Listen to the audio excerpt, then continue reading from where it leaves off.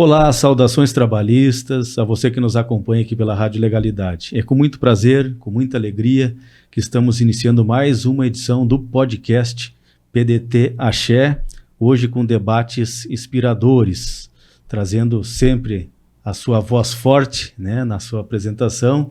Jô Abreu, também com participação desse amigo de vocês, Alan Croce, tendo na parte técnica de som, Edevaldo Pereira, e hoje contando com o nosso convidado especial, né, Jô?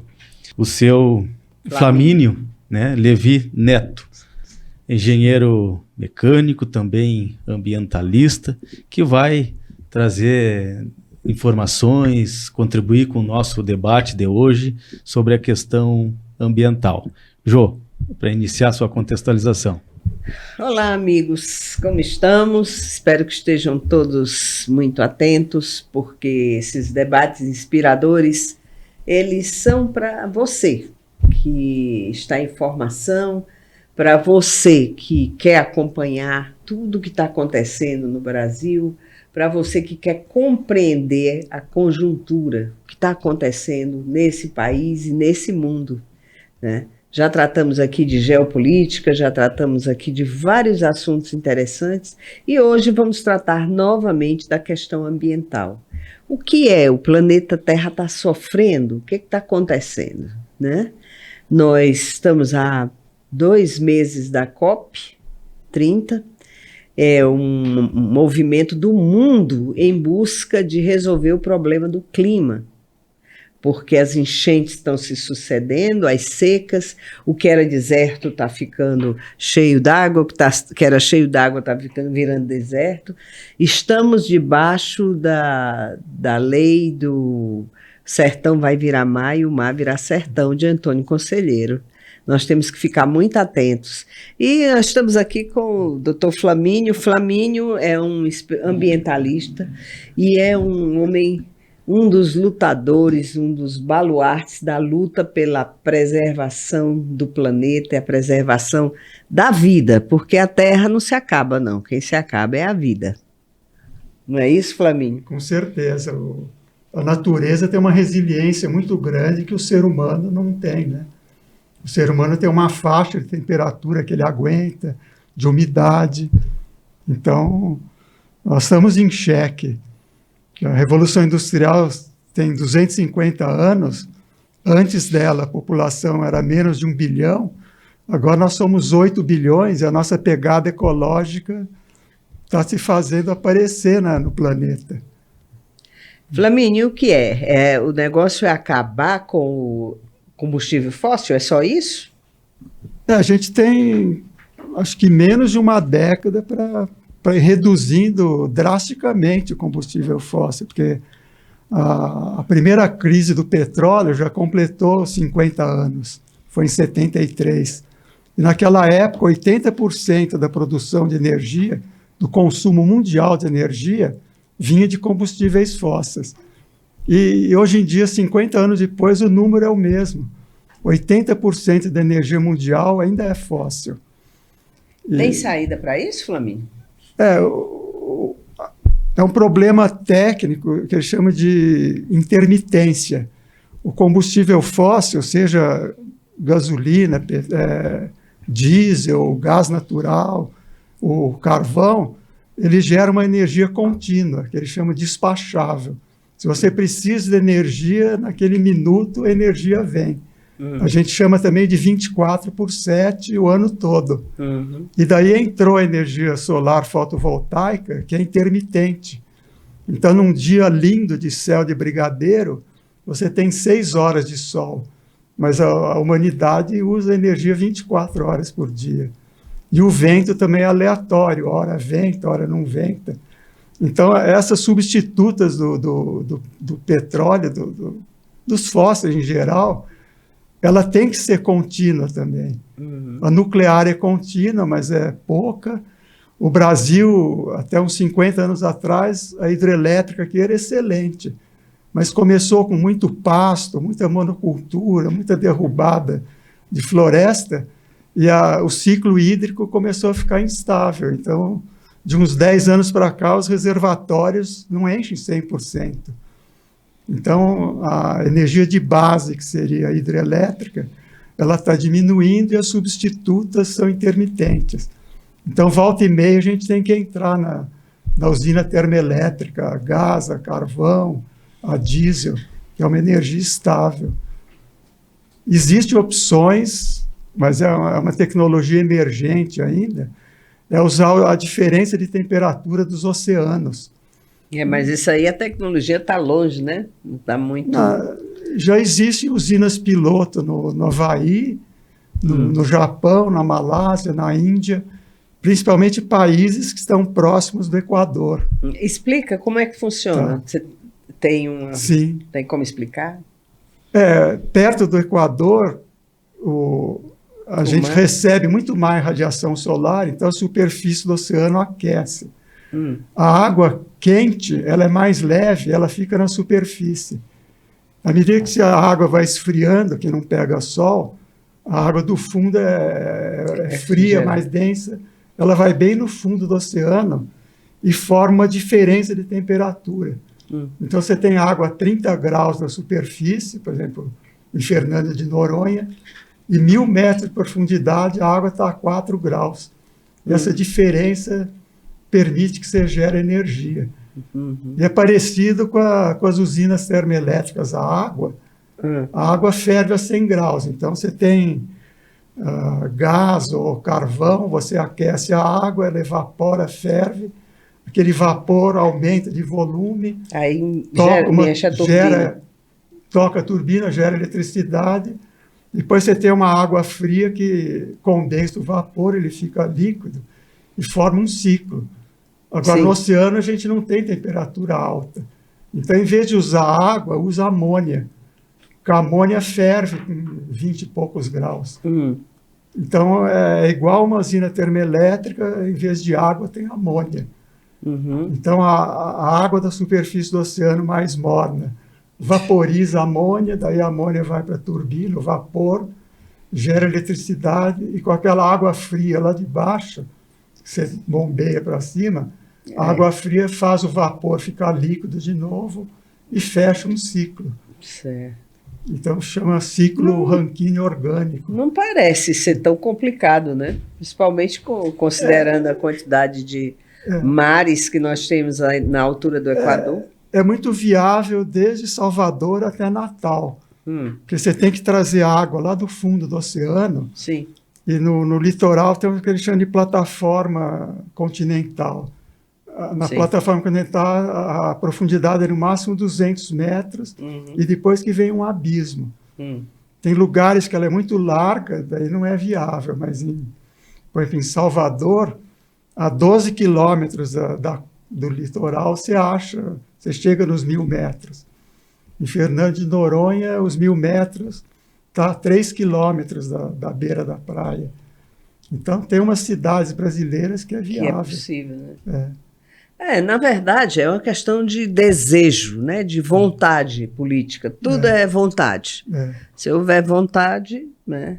Agora, os problemas sempre existirão, né? Como nós conseguimos chegar ao ponto de não perceber que a devastação das florestas implicaria em problema da energia hidrelétrica, né? Como é que funciona isso? O que aconteceu? Assim, se a gente olhar principalmente para a Amazônia, que é uma floresta densa, quando chove na Amazônia, a água infiltra, porque aquela terra lá embaixo cai muita folha, e tem uma biomassa decompondo, e a terra fica grumosa, ela fica cheia de poros. Então, numa floresta, toda vez que chove, a água infiltra, vai lá para o lençol freático, e quando para de chover, aquelas raízes no solo úmido, elas chupam a água, a umidade vai para a folha transpira, e daí você recicla a chuva. A umidade não despenca. Então, na floresta como a Amazônia, perto do Equador, tem aqueles ventos alísios. Eles trazem ar úmido do oceano, jogam para a floresta, chove, a água infiltra. Quando para de chover, a floresta recicla a chuva, a umidade não cai, e dali a pouco chove de novo e o vento vai empurrando aquela chuva até chegar na Cordilheira dos Andes, que está a 3.000 metros de altitude. Daí aquela massa de chuva e vento, ela faz a curva na Cordilheira dos Andes e desce. Desde Cuiabá até Buenos Aires, aquela chuva reciclada da Amazônia, ela desce, são os chamados rios voadores. Olha só que coisa Então, interessante, né? aquele Rios voadores? rios voadores. Aquela família, o Carlos Nobre, o Antônio Nobre, que inventaram essa palavra. Uhum. Na verdade, é um vapor, a gente não vê. Sim, sim. Mas se a Com pessoa... a mesma coisa que se usa em aviação, né? As estradas do céu e tal, né? Ah, é. Os aviadores, a aviação Tem as cega. rotas, né? Jatos de baixo nível. Aí eles dizem, né, que são as estradas do céu, né? Exato, Aí eles criaram os rios voadores, né? E Realmente são correntes, né? são de correntes umidade. de vapor, muitas vezes invisível, mas de Cuiabá a Buenos Aires, as chuvas de verão, a maioria vem dos rios voadores. Olha que impressionante, né? Natureza é perfeita, né? Agora, se você começa a derrubar a floresta, esse mecanismo vai enfraquecendo. Então, a Amazônia, se você derruba, queima, não só os gases de efeito estufa que libera, que o carbono estava preso no tronco da árvore, nas folhas. Você queima, Ele solta se libera, carbono. né? Uhum. E aquela eficiência da água infiltrar, ela diminui. Por exemplo, a Amazônia tem uns lugares que dizem que está savanizando, está ficando que nem uma savana, que é a vegetação típica do cerrado. E essa vegetação ela não evapora tanta água. E ela não tem capacidade de penetrar tão fundo para buscar água, né? São raízes. Essa vegetação mais das savanas, elas não têm profundidade de raiz, né? Ou tem?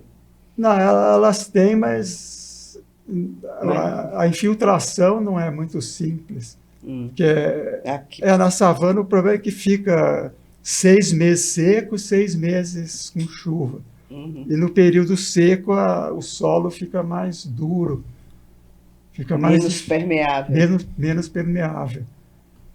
Agora, elas têm raiz funda para sobreviver, porque como tem 6 meses de seca, elas vão buscar água, senão morrem. Cada vez mais fundo.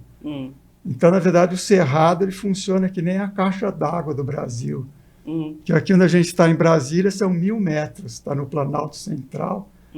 Então, quando chove aqui, se tiver o cerrado nativo, a água desce devagarinho, vai lá bem para o fundo, e depois ela começa a abastecer as nascentes do São Francisco, do Paraná.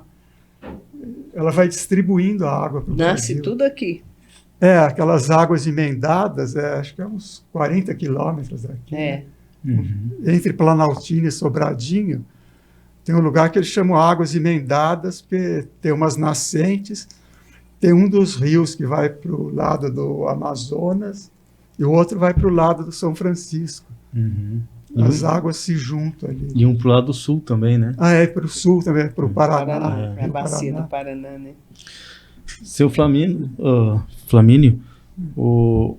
queria ver a sua opinião com relação à COP30, né, que o Brasil vai sediar esse ano no Belém do Pará, agora em novembro. O que o senhor vê de tecnologia, de novidades que vai ter autoridades de todo o mundo para as áreas mais atingidas, como tipo o Rio Grande do Sul, né, que está sendo um estado dos mais atingidos aí com essas mudanças climáticas? Qual a sua expectativa com relação à melhoria dessa situação? O primeiro ponto para melhorar é virar uma vitrine, né? As pessoas verem a realidade que está acontecendo. Então, se a pessoa começar a viajar, andar de avião, ela vai ver que a floresta já não é contínua, já tem clareiras. Uma das primeiras tecnologias que existe é você começar a transformar pastos e monoculturas em agroflorestas. Então é a conscientização mesmo do povo, né, para preservar as matas, para que a gente possa ter um meio ambiente mais equilibrado, né?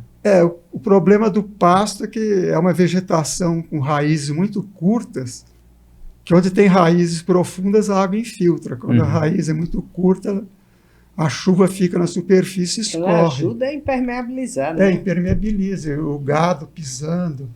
E daí do lado tem uma monocultura de soja para alimentar o gado, que também não tem barreira de vento e também não infiltra. Então tem que ter um mínimo ou barreira de vento ou agrofloresta.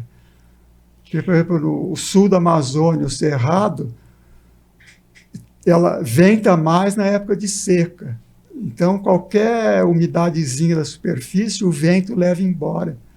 Mas eu já via, já acompanhei, para você ver como a gente pensa que está progredindo e está regredindo, né?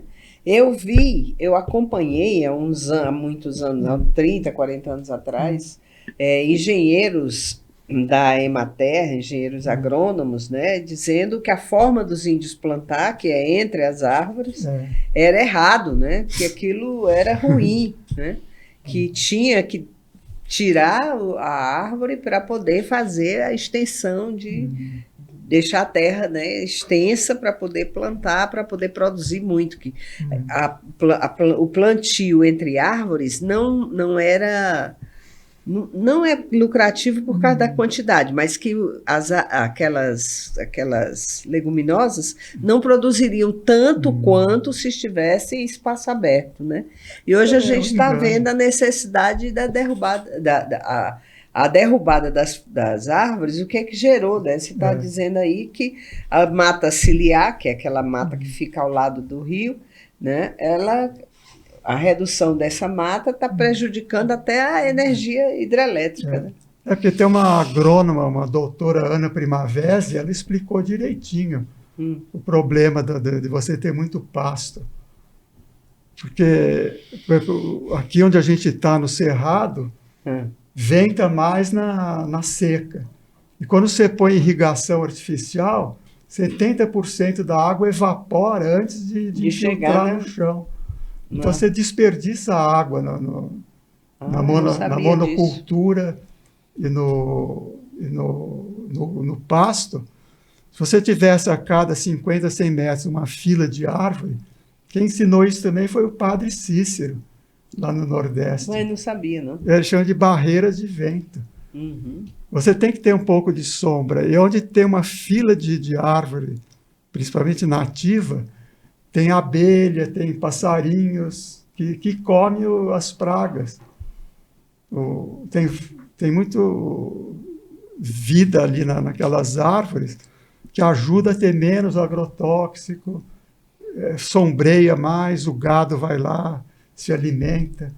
E hoje em dia Ou seja, há condições de produzir, né? Porque o Brasil não pode parar de produzir alimentos, né? Na medida, primeiro, porque tem uma população extremamente baixa. Segundo, porque a nossa economia está toda baseada nisso, né? Nas commodities, né? É um absurdo. Mas tem como consorciar, né, a preservação do meio ambiente com também a produção do agricultor. Tem até um nome, acho que é gado, floresta e horta, alguma coisa equivalente. Que você pode ter uma horta, depois de um tempo você pode ter um pouco de gado, mas depois você tem que ter um pouco de floresta. Sim. Tem que ter as três coisas juntas. Diversificar, né? Diversificar. Exatamente. Principalmente o pequeno agricultor em regime de economia familiar, né? Aquele que tem uma pequena propriedade, ele tem que diversificar a sua produção. Porque se ficar só numa, pode ter uma frustração e aí... É o que eles chamam, né? Não pode botar os ovos numa mesma cesta só, né? Mas essa questão da emergência climática é realmente um tema que está cada vez mais em evidência, não só no Brasil, mas em todo o mundo, né? E, inclusive, tem decisões aí internacionais da Corte Interamericana de Justiça, né? Responsabilizando os estados poluidores dessa questão do meio ambiente, porque isso é um direito fundamental da pessoa. E no momento que as indústrias, né, que um estado negacionista prejudica e não quer investir, e atinja outros países emergentes, ele é obrigado também a responsabilizar. Isso já é um grande avanço para essa questão da conscientização da preservação do meio. Porque para os países tem temperadas é cômoda. Lá é muito frio e está ficando menos frio. Agora, num país tropical, que já era quente, ficar mais quente é perigoso. Mas eles estão ficando menos frio, mas eles estão ficando com menos comida também, né? Porque Eles já não produzem quase a nada. comida vem dos trópicos. Né? Né? Nós é que mandamos a comida para eles, né? A China, se não fosse o Brasil, já estava passando fome há muito tempo. Com essa crise com os Estados Unidos, né? E com relação às geleiras, né, que a gente sabe que estão derretendo, qual o impacto isso no meio ambiente? O senhor chegou a pesquisar ou não tem muita influência? Tem um impacto, como o volume é muito grande, o nível dos oceanos está subindo, já subiram alguns centímetros. E o grave é que é uma coisa que se realimenta sozinha. Por exemplo, aquela capa branca de gelo, ela reflete a luz do sol, então ela manda de volta. Sim. Agora, a água salgada, ela absorve calor. Então, se você começa a derreter a geleira, você começa a ter mais água salgada, que absorve mais calor, que aquece mais, que derrete mais gelo. Não sei se deu para perceber uma coisa que se realimenta. Sim. Se você tem um monte de gelo e de repente tem menos gelo, você começa a absorver mais calor em volta do gelo. E é uma reserva de água potável, né? Parece que 4% só da água do planeta que é água doce. A maior parte está na geleira e tem também no subsolo, nos rios, no lago. Mas o resto, tudo oceano, é tudo água salgada. E está elevando muito, né? Tá. Você vê que tem países, não sei se é a Indonésia, mas tem um país que se preocupa muito com isso porque vai ficar submerso. A capitais, ilha, né, que vai ser. Por exemplo, eu morei numa cidade ao lado de Fortaleza, agora em 2018, Caucaia, que alguns municípios praieiros estão debaixo d'água. Eu tinha um apartamento numa praia lá, que ele hoje não existe mais. Ele desapareceu debaixo d'água. em Recife tem aquela praia famosa, Praia do Futuro. Tem uns trechos ali que eles tiveram que fazer uma muralha de pedras, umas pedras enormes assim. Tiveram que fazer uma barreira enorme de pedra para o mar não avançar, na rua da praia. E são vários quilômetros de pedra. E está ficando assim, por exemplo, você não tem acesso à praia, porque está aquela barreira de pedras, né? E depois é pedra e aí já é mar profundo, porque não é mais praia, né? Você não tem mais acesso. Tem uns lugares que eles tiveram que fazer umas escadas no meio da Umas escadas para você ir para a beira da praia. Quando a maré baixa, você desce pela escada, tem um pouco de areia. Já não é mais natural, não existe. A beleza da praia. Daí a maré sobe e encosta na escada. Pronto, a escada fica submersa. Realmente é um problema, né, que a humanidade tem que se conscientizar para isso. E com mais calor evapora mais água e fica tudo mais intenso. Quando chove, a chuva é mais forte, quando seca é mais forte. E você está falando lá das geleiras, antigamente tinha um isolamento do polo com aquela parte mais temperada. Esse isolamento está desaparecendo. De vez em quando tem ar quente que sobe até o polo. Teve um ano que teve 40 graus no Canadá. De repente o frio desce. Que é um absurdo, né? Está desorganizando o clima do planeta.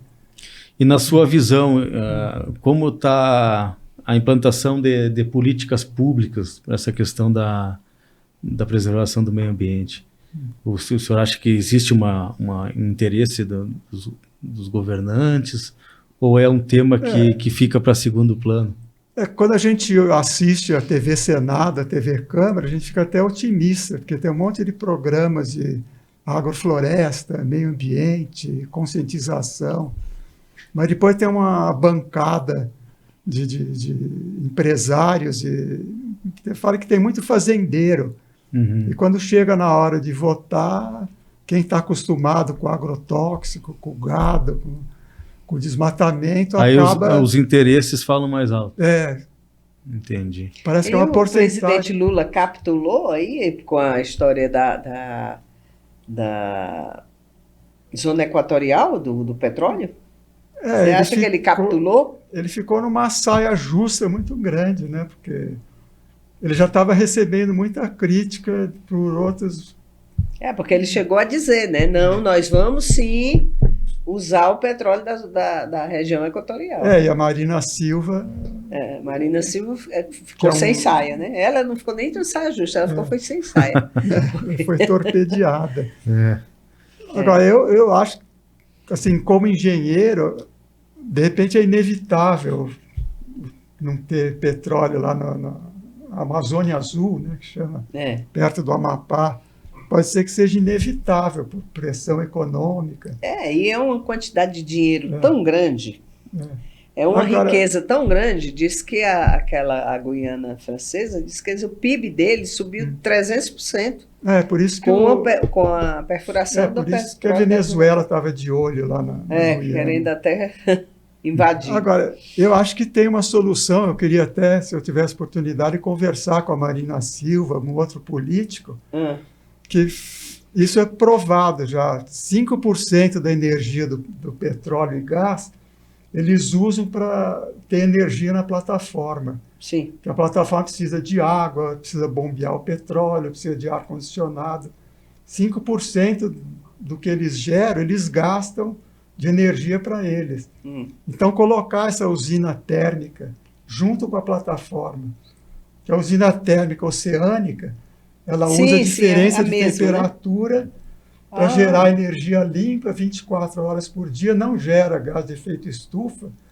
Então, aquele OTEC que eu falei no início, Ocean Thermal Energy Conversion, você usa a diferença de temperatura do oceano para gerar energia limpa. Aproveitar a estrutura da plataforma para gerar energia limpa. Tem uma dificuldade nessa usina térmica, que tem um tubo de 1 quilômetro, que tem que pegar água fria no fundo do oceano. Isso 1 quilômetro para a Petrobras é fichinha. Não é, né? Eles têm tecnologia e a própria plataforma offshore, ela protege esse tubo. Esse tubo, se você for gerar eletricidade para uma cidade, ele fica sozinho lá no meio do oceano, sem proteção. E se ele estiver junto, unido na plataforma, ele está protegido. E pelo menos aquela energia da plataforma, ele gera, ela fica autossuficiente. Poxa, eu pensei que essa energia do mar, que eu não sei como é que se chama.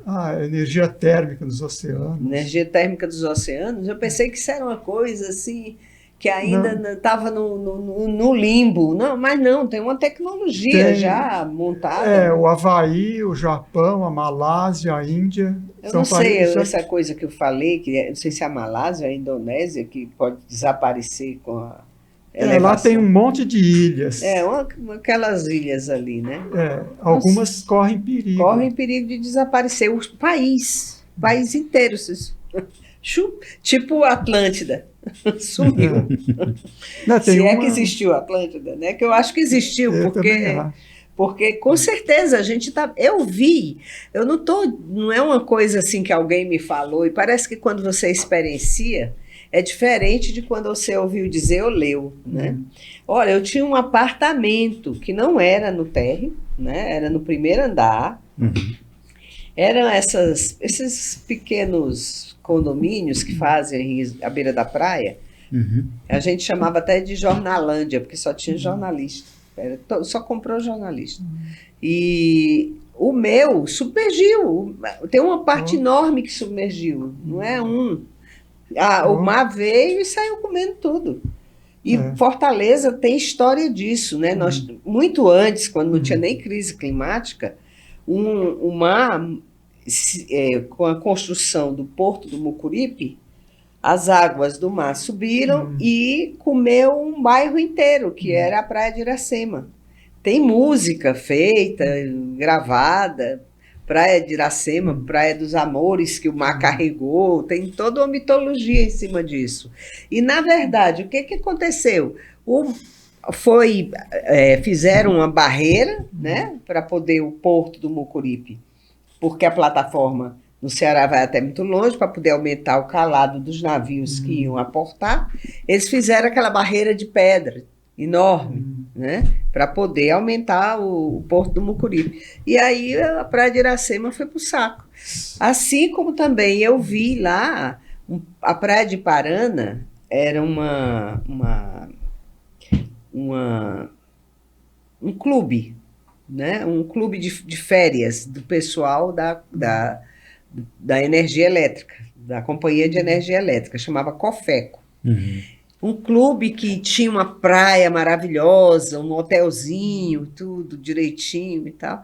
A praia não existe mais. Vê, tá lá o hotel encolhido, né?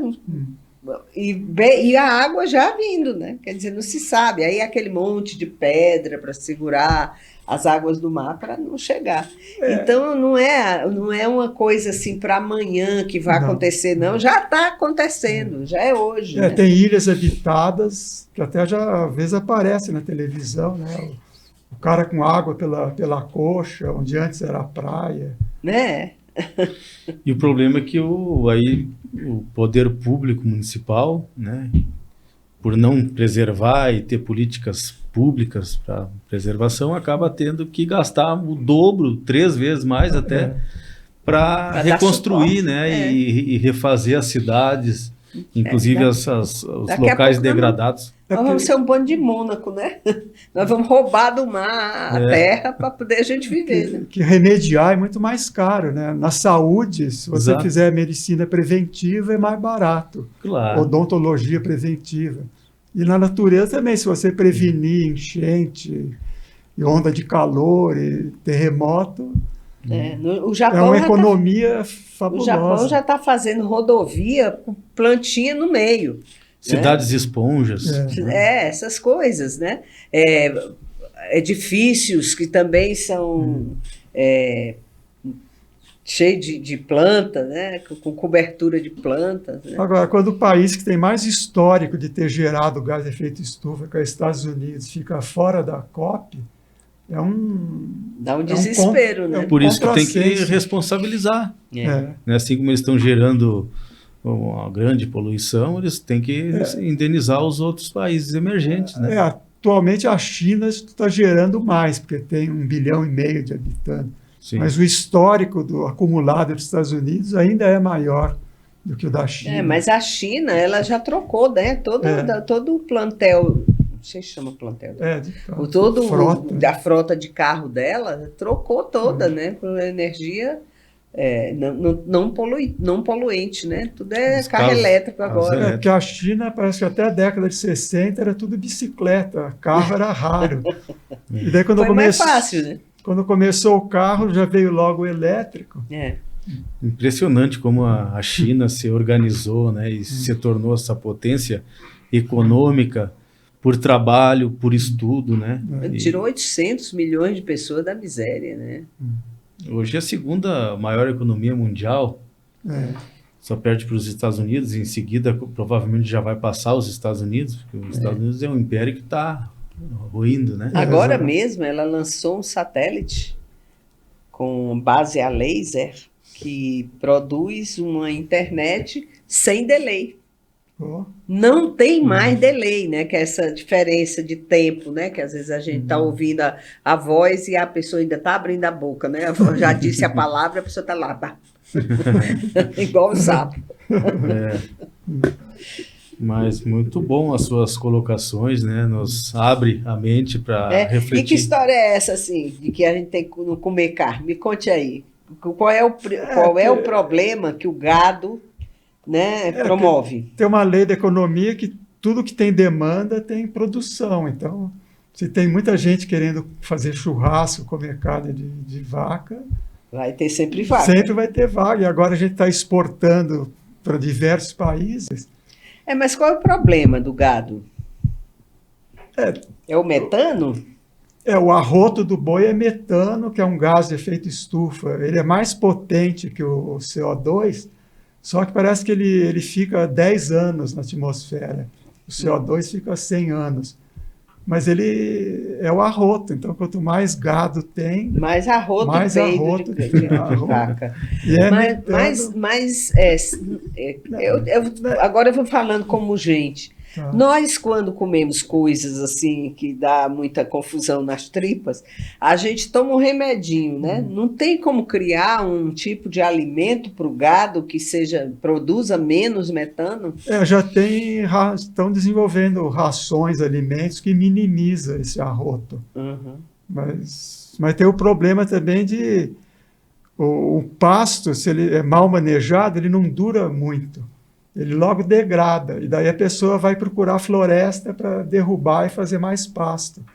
O problema é você ficar fazendo pasto, degradando, e derrubando floresta para fazer outro pasto novo. É uma coisa sem fim. E se você pegar aves, peixe, porco, não tem esse problema, não tem o arroto, e não tem esse negócio de uma vaca, um boi ocupa 1 hectare. O frango é muito mais compacto, ele não usa tanto espaço. Mas também é menorzinho, né? Não, mas ele gera menos gás de efeito estufa, porque ele não arrota. Então, parece que é o boi e um outro que tem esse arroto. Diz que agora, um dia eu estava ouvindo um cientista falando que no dia que descobrisse uma maneira de gerar o alimento para a planta, né? Essa questão do nitrogênio, essa química que a planta faz, né? No dia que isso fosse descoberto, pronto, era uma maravilha. A agrofloresta é assim, eles começam cobrindo tudo de palha e fazendo adubação verde. Sim. Que é um feijão de porco, labi-labi. Nas próprias raízes tem umas bolinhas de nitrogênio, então produz nitrogênio. Agora, todo galho de árvore alta, a raiz lá do fundo pega o fósforo e o potássio.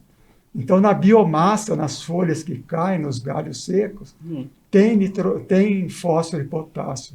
Então, já tem o NPK na agrofloresta. Não precisa comprar NPK, né? Se você fizer... vai diminuindo... Se você fizer consorciada, agricultura consorciada, você vai ter o NPK natural, né? Ou pelo menos mais ou menos, né? Uma forragem. Se for pasto, floresta e horta, consorciada, com diversidade, você vai diminuindo a necessidade de NPK. É só a gente olhar a Amazônia. Milhões de anos não puseram 1 grama de NPK na Amazônia. E está lá as árvores, né? Ela é a mais frondosa do mundo. E ela recicla o nutriente, o xixi, cocô dos animais, a biomassa que apodrece, aquela água que infiltra, aquilo tudo se sustenta. Então a gente tem que imitar a floresta, natureza, que é o que os índios faziam.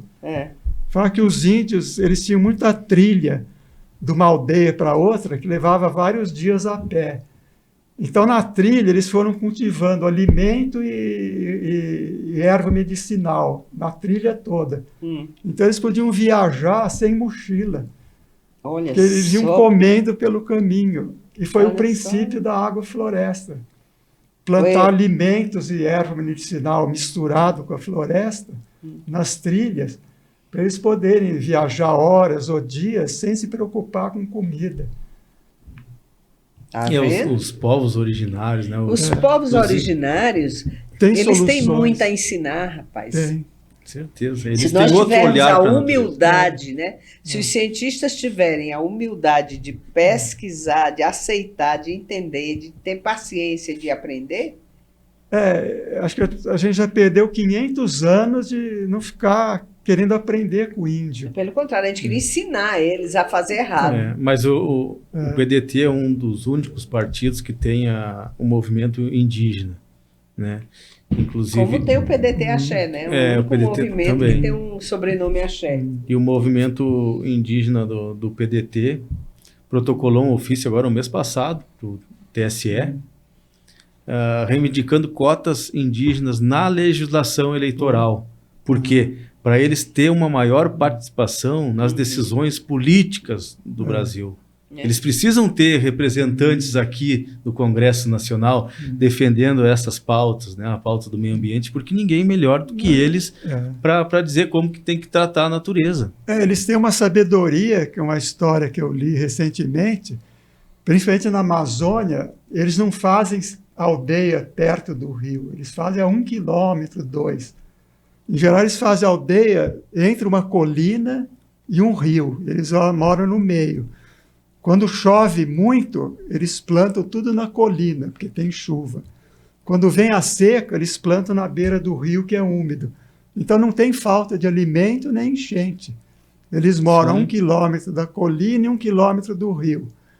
E eles plantam nos 2 lugares, onde é mais favorável, fica mais intensa a horta ou não. E aí o ocidental, não, ele vai lá, planta na beirada do rio. Primeiro vai logo morar na beira, né? O rio sobe... Já morre afogado. Não, e tem essas linhas, essas áreas de risco, que inclusive aconteceu lá no Rio Grande do Sul, que o poder público teve que investir em programas habitacionais, fora de áreas de risco, contemplou famílias com residências, e teve pessoas que optou por voltar a residir lá, investir inclusive, reformar a casa lá na área de risco, sendo que está cada vez mais constante, né, as enchentes. Tem uma cidade no Ceará chamada Mombaça, que o rio Jaguaribe passa dentro da cidade. E as pessoas... o rio Jaguaribe ele não é perene. Ele é um rio que perenizou-se, né? Porque fizeram um grande açude, né? Uma grande represa, e essa represa passou a alimentar o rio Jaguaribe, então ele corre o ano inteiro. Ele não corria, ele secava, virava uma estrada. Você andava dentro. E as pessoas, durante anos, porque no Ceará, de vez em quando, tem 5 anos de seca, 4 anos seguidos sem chuva, né? Então as pessoas ficavam morando ali. Quando chovia, o rio vinha e derrubava a casa. Aí eles iam-se embora. Quando voltava, estava ali aquele montinho, né? Cada um sabia qual era o seu montinho, onde era a sua casa. Fazia a casa de novo no mesmo lugar, rapaz. Era uma coisa impressionante. E aí perdiam tudo aquilo que construíram. E fazia de novo. Fazia de novo. Né? Fazia de novo. Em cima do leito do rio, porque o leito do rio não é só ali onde ele está correndo na época de chuva, não. O leito dele se expande. Choveu, ele se expande, né? O pessoal do Rio Nilo, né? Tem que a gente estuda, né? No 2º grau, plantavam ali quando o rio ficava menor, num período mais seco, eles plantavam ali naquela terra úmida, né? Era ali que eles plantavam. Depois vinha, o rio crescia e eles já tinham que ter colhido, né? Sim. Mas, seu Flamínio, com relação ao saneamento básico, como que o senhor vê hoje o poder público? Está preparado ou não? Ou é poucos investimentos? Antigamente o saneamento ficava escondido, ninguém via. Sim. E daí não dava voto. Não dava voto. Agora, hoje em dia, parece que tem uma alternativa que eles fazem. Tem um nome, tipo uma lagoa. É que eu esqueci a palavra. Tratamento de esgoto, né? É um tratamento de esgoto que fica na superfície. Sim. Eu não lembro o nome, é uma tecnologia nova. Aqui em Brasília, eu fico impressionada como há uma preocupação com esgotos, né? Um problema social, né? Eu moro numa ponta de rua, né? É um subúrbio do subúrbio, né? Sobradinho 2. Sobradinho 2 foi um assentamento que o Roriz fez, e toda a cidade satélite aqui tem uma região chamada de setor de mansões, né? E é absolutamente fake, porque em geral não tem mansão nenhuma, né? Nesse que eu moro, então, não tem nenhuma mansão, né? Se você enxergar uma casa muito grande, pode saber que são kitnets que o cara emendou uma na outra para refis, para não ir lá e derrubar. E toda aquela região tem esgoto. E é um problema ambiental, né? E o que fez a população viver mais foi o saneamento básico, né? Depois que ele começou Expandir foi que as pessoas passaram a viver 70, 80, 90 anos. Porque ali é muita proliferação, né, de insetos, de doenças. Então, as pessoas estavam expostas, né? A gente vê uns vídeos antigos aí das pessoas, crianças caminhando no meio do esgoto, né? Então, mas isso valo existe. mal cheiroso. Eu não né? lembro o nome, mas era aquele grupo de solução baseada na natureza que eles criaram, acho que é uns laguinhos, não sei se tem aguapé, tem alguma coisa flutuante ali, e eles jogam esgoto ali e o aguapé recicla. Uhum. E aquilo ali aparece, você pode fazer uma obra daquelas de saneamento, é visível e gera voto, né? Nós estamos... o que a gente percebe, você estava falando da cota indígena, a cota de negros e a cota de mulheres nunca é cumprida. E ainda eliminaram as multas agora. Não tem mais multa. Se não cumprir, se o partido não cumprir a cota, dane-se. Tem problema nenhum, porque não tem mais multa. Aí qual é? O que adianta ter cota? Né? Mas mesmo assim, pelo menos, constrange. Né? Pelo menos constrange. Uma legislação que busca uma reparação histórica, né? Porque realmente é importante a participação da mulher na política, dos indígenas, né? Dos negros. Porque se ninguém melhor do que eles para defender a classe, né? Defender os seus direitos. E tem vários cursos universitários que já tem mais mulher do que homem na sala de aula. Sim. Então as mulheres estão se formando mais, estão fazendo mais pós-graduação, então elas têm capacidade. Quando a gente começou a fazer esses debates inspiradores, o objetivo era exatamente esse, é fazer com que os jovens, os adolescentes, as pessoas que estão estudando e que são das casas tradicionais de matriz africana, começassem a ter outras opções, porque só vão fazer história, pedagogia, letras, começassem a se inspirar também para fazer ciência, para se preocupar com a ciência, porque a ciência ela tem um espaço no mundo que não está sendo, no Brasil, não está sendo devidamente preenchido. Né? Hoje em dia, parece-me que nada contra a Bolsa Esporte, tá? Mas parece que a Bolsa Esporte é maior, é mais dinheiro. Se você é um atleta, Bolsa Atleta. A Bolsa Atleta paga mais do que o doutorado, que é a bolsa para o sujeito estudante para fazendo doutorado. Né? Claro que a Bolsa Atleta é mais chamativa, né? O caboclo vai lá para a Olimpíada e tal, na mídia, né? Mas nós precisamos de doutores no Brasil, nós precisamos principalmente de doutores na área das ciências, porque na área de humanas nós temos muito. Né? Nós somos tradicionalmente um povo dedicado ao direito. Né? Nós somos todos tortos, mas o direito... Nesse país, as primeiras faculdades foram de Direito e Medicina, né? E nós temos uma tradição enorme. A nossa literatura no direito está no mundo inteiro.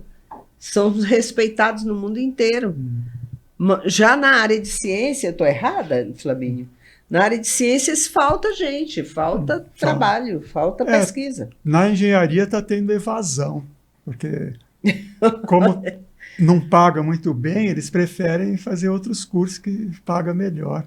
Tá todo mundo indo para a TI, né? Não que não precise, tem que saber TI, tem que saber esse negócio aí da inteligência artificial, tem que estudar isso, mas tem também que fazer pesquisa. E a pesquisa no Brasil é muito maltratada, né? Inclusive por esse governo atual. Né? Você vê que ontem um rapaz me procurou que está precisando urgentemente de arrumar um emprego, porque ele queria fazer um pós-doutorado aqui no Brasil, ele é indiano, fez o mestrado e o doutorado no Brasil, não tem bolsa pós-doutorado no Brasil. E aí, se ele não conseguir um emprego, ele vai ter que ir embora, porque o visto dele acaba. E tem um fenômeno terrível que os melhores alunos que conseguem fazer, às vezes, um mestrado, vão trabalhar na Europa e nos Estados Unidos. Porque lá paga melhor. Então, em vez de ele ficar aqui no Brasil devolvendo investimentos que fizeram nele, que às vezes ele fez escola pública, fez um mestrado de graça e vai trabalhar nos Estados Unidos, na Europa. E ainda critica os programas sociais, né? Critica o governo, às vezes cobra um pouco de imposto, mas não lembra que fez toda uma faculdade custeada pelo dinheiro público. É uma incoerência, né? O senhor tem razão. A Índia... Teria que ter no mínimo, só não cortando, teria que ter no mínimo um período de carência, né? Você formou, fez doutorado, mestrado, né? Você formou em escola pública, faculdade pública, tem que ficar no mínimo tantos anos aí prestando serviço para a população, para retribuir aquilo que teve para estudar. Exato. A SUDENE, quando existia, né, a Superintendência de Desenvolvimento do Nordeste, ela dava uma bolsa de estudo para alunos de agronomia, de engenharia e de medicina. E só que eles depois tinham que trabalhar 1 ano. Eles tinham que, com a mesma bolsa, mas tinham que trabalhar 1 ano para o governo para poder... Quando a Embraer está bem financeiramente, eles dão mestrado profissionalizante de graça, eles remuneram bem, mas daí a pessoa depois fica lá pelo menos 5 anos trabalhando. Tem que ficar, porque afinal de contas, né? É investimento público. E outra coisa, a pesquisa dele do mestrado, ela vai continuar, né? A pesquisa não é porque você acabou o mestrado que acabou, você não é mais pesquisar. Os Estados Unidos prosperou muito durante a Segunda Guerra Mundial, porque um monte de cientistas, incluindo Einstein, fugiram do nazismo, foram para lá e Von Braun, tudo fugindo. Houve uma política de Estado que destacava 5% do PIB até o Trump entrar, 5% do PIB no primeiro governo Trump. 5% do PIB era todo dedicado às universidades. A gente pensa que a Universidade Harvard, essas universidades todas, elas vivem de dinheiro que os grandes empresários sustentam. Não é verdade, elas vivem do dinheiro público. E os alunos do exterior pagam. Pagam. É pago. Não tem nenhuma gratuita. Quer dizer, você paga, né? Mas o Estado banca também. É tanto que agora que o Trump está tirando o dinheiro das universidades, elas vão falir, porque elas não tem como se segurar, porque por mais que um aluno desse pague, ele não banca. Porque o nível dos professores é muito alto, né? Sim. Obviamente, para manter aquele professorado naquele nível, tem que ter muito dinheiro, né? A NASA punha dinheiro, o Ministério da Defesa punha dinheiro. E os Estados Unidos, ele está encolhendo a cada dia porque não está investindo, né, na educação. Exato. Né? O próprio Jimmy Carter mandou uma carta para o Trump antes de falecer, respondendo para ele o porquê que a China estava se tornando a potência que é, porque ele estava investindo na educação. E já o Trump tem outra visão, né? Ele acha que investir em armamento, em promover guerra todos os dias, vai resolver o problema do país. Não é por aí. Né? Eles exploraram, toda a vida eles exploraram o mundo, só que agora, né, as pessoas evoluíram. Os países estão cada vez mais soberanos, e a questão comercial também. E ninguém aceita mais ser colonizado, né? A situação mundial exige cooperação, não ficar... Autoritarismo. As 2 guerras mundiais, o que começou foi conflito econômico, que é o que o Trump está criando. Não é mais aquele, ele foi empresário bem-sucedido, usando a lei de Gerson, enganando todo mundo. Hoje em dia não é mais assim. Tem problemas seríssimos. Se o pessoal não cooperar, não se unir, não resolve.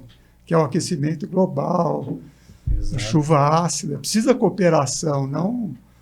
Porque o meio ambiente não é só aqui, Brasília, né? Não, o planeta Terra é um todo, né? Exatamente. Você sabe que eu não entendia, Flamínio, que o planeta, essa coisa de dizer que é tudo integrado, cai um pingo d'água na China, gera um tsunami aqui.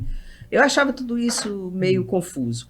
E eu vim entender isso quando assisti aquele filme Avatar, que eu vi a última cena que tem umas luzes assim integrando tudo, a energia dos seres vivos, todas integradas, eles fazem uma dança. Eu disse, é tudo isso, né? É como as plantas. Dizem que na Amazônia, a sumaúma, que é a maior das árvores, né, que é aquela castanheira, que ela tem 30 metros de altura, diz que ela tem todo um ecossistema ligado a ela com as outras árvores. Elas se comunicam pelas raízes. Se comunicam entre as raízes. E a gente pensa que esse negócio é assim, porque os índios têm uma lenda. Não é uma lenda, tudo é uma energia só, né? Quando fica muito frio no Polo Sul, o pinguim vem parar no Rio de Janeiro. Vem bater no Rio de Janeiro. Então, vem nadar aqui. A natureza, ela é... Quando coloca um fogo aqui no Goiás, Mato Grosso, a fumaça vai bater lá no Rio Grande do Sul. Então é tudo interligado, né? Pois diz que aquelas tempestades de areia jogam areia sai do Saara e vai parar na Amazônia. E vai para Madrid, enche os carros de poeira em Madrid, né? É interessante. Por isso que tem que ter a responsabilização, o compromisso, a responsabilidade de todos os governantes, né? De todos os países. Quer dizer que você tá otimista em relação à Eco 30? Eu tô... Porque as outras não... As outras... Ficou muita coisa na conversa, mas o dinheiro não foi parar no pobre que precisa reflorestar, que precisa fazer alguma coisa sustentável. Não tem... Essa é no coração da Amazônia. Né? Então, talvez traga essa consciência. Meu medo é que queime mais ainda. Pode chamar a atenção também dessas autoridades mundiais, né? Porque quando você sobrevoa aquilo tudo, se o piloto não escolher o lugar verde, passa em lugar desertificado, né? Mas deve ser um impacto muito grande. Eu já sobrevoei a aquela região amazônica algumas vezes e é um impacto danado. A gente é tanto verde, né?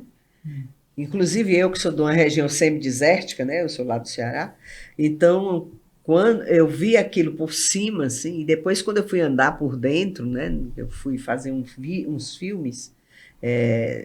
E aí tive que entrar que eles chamam de igarapé, né? Que é aqueles riozinhos que vão por dentro da mata, e você olha para cima, tem uma mata e tem outra, né? Refletida para baixo, né? Tem a árvore para cima e a árvore para baixo, né? E eu me senti altamente deprimida, né? Que é água demais, né? Cadê a água? Eu quero ir para o Ceará, que lá que tem terra seca. Mas é impactante, é impactante. Eu acho que o fato de ser lá na região amazônica deve gerar um impacto muito grande, pelo menos nas pessoas. E a gente sabe que, de alguma forma, eu que já trabalhei muito tempo em governo, de alguma forma a gente sabe que o terceiro e quarto escalão, né?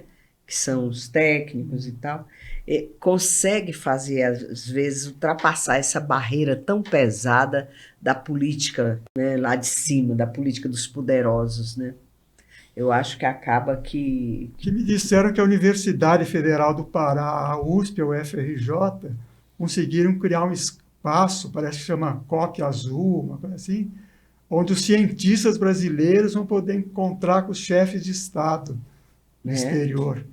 Eu ouvi na rádio CBN, né? A minha esperança é que importante trocar essa ideia, né? Que essa, pelo menos que essa conversa, né? Porque vai ser uma grande conversa, né? Que essa conversa, apesar de todos os ruídos, se filtre algumas coisas, né? Porque quando tem companhias de petróleo promovendo aquilo, fica difícil você virar a chave para energia renovável. É verdade. Quando tem uma influência também... mas diz que a maior pesquisadora de energia no Brasil, de energia limpa, é a Petrobras. Eles estão começando. Eu vejo com bons olhos. Diz que eles a Shell investe um pouco, mesmo nessas usinas térmicas do oceano. A Petrobras e a Shell já estão trabalhando. Já estão... Essa Começando. ideia sua, eu acho que tem que ser difundida. Escreve um artigo que eu publicar na revista lá em Moyer, que a revista vai começar a circular ali na Tribuna Livre também. É porque eu tenho publicado artigos junto com o Carlos Nobre no UOL. O UOL tem uma coluna que chama UOL ECOA, que é só sobre meio ambiente. Então, é um artigo sobre essa união. Primeiro, para lhe dar logo a autoria, né? Porque senão outro já disse que é a autoria dele. Esse consórcio entre a energia plataforma usina oceânica. Escreve um artigo sobre isso, né? E depois, se você quiser voltar aqui com a gente para falar só sobre esse tema, a gente está aberto. Seria importante convidar o Dr. Nelton Friedrich também, né? Que inclusive vai ir para a COP. Porque o Nelton está indo para a COP. O Nelton você deve conhecer, o Nelton Freire, que ele deputado do Ministério do Desenvolvimento Social, da área de águas, né, do Ministério, Nelton Freire. Secretaria do Meio Ambiente Nacional. E ele é daqui, do PDT. A gente podia ter chamado hoje. Né? Eu posso vir um dia conversar com ele. Eu acho que seria um bom debate. Eu publiquei um livro de energias renováveis, eu posso até trazer um livro para dar de presente. Isso. Nós abrimos um debate, né, uma discussão. Vai ser muito interessante. Foi deputado constituinte. E é ambientalista. Ambientalista, e ele é um lutador por isso. Quem também eu queria que viesse aqui, um dia eu vou trazer, é a Sol, né? A Sol tem uma comunidade, ONG, uma ONG ambientalista que trata de águas também. Mas eu acho que é isso, né? Está muito bom o nosso bate-papo. A questão do meio ambiente é um assunto que realmente precisa ser discutido, debatido, colocado em prioridade, não só no Brasil, como em todo o mundo. É um assunto gostoso de ouvir, né? A gente vê que tem muito mais novidade do que a gente pensa, né? Essa questão oceânica aí, para mim, me encantou, porque eu achava que essa tecnologia estava muito ainda atrasada e que era uma coisa muito difícil. E não é, né? E tem fundamento, né? Porque simples, né? O Japão não tem petróleo e não tem rio, então por isso que eles investiram muito nisso. E está dando certo lá. E no Havaí também é uma ilha, eles tinham que tirar energia de algum lugar. Para o diesel chegar na ilha e gerar eletricidade, caríssimo, né? O transporte é caríssimo. Então as ilhas estão avançando muito nisso. E essa energia oceânica é limpa, né? Maravilhosa. Né? Realmente tem que ter uma atenção especial, né? Para esse tipo de geração de energia. Mas quero deixar então as palavras finais aí para a Jo, né, para a gente finalizar esse bate-papo aí e programar os próximos, né, Jo? Para você que está aí do outro lado. A gente aprende muito aqui, mas a gente quer que você aprenda e se entusiasme e mande perguntas para nós e questione e pegue essas gravações e estude depois, principalmente você que está no ensino médio, no final do ensino fundamental. Você que está procurando uma profissão, procurando um trabalho, para onde eu vou, né? Qual é o meu futuro? O que eu vou estudar? Eu vou procurar que faculdade? Né? Assista os nossos debates inspiradores, porque é para você que a gente está trabalhando. E é para você que a gente trouxe gente como o Flamínio, né, Flamínio, para suas considerações finais. Tem gente que chama a natureza de mãe natureza.